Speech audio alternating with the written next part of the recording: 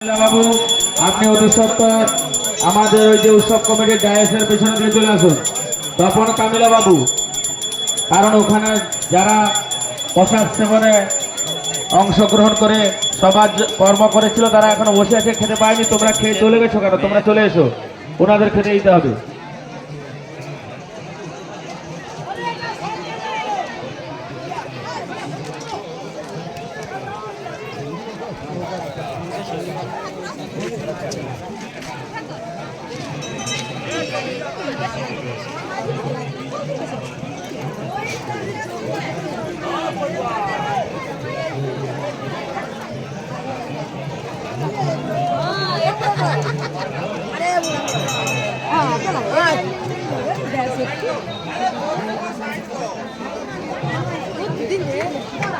বামুনদা গ্রাম নিবাসী নিমাঞ্জন দাস মহাশয়, ব্যয় মশাই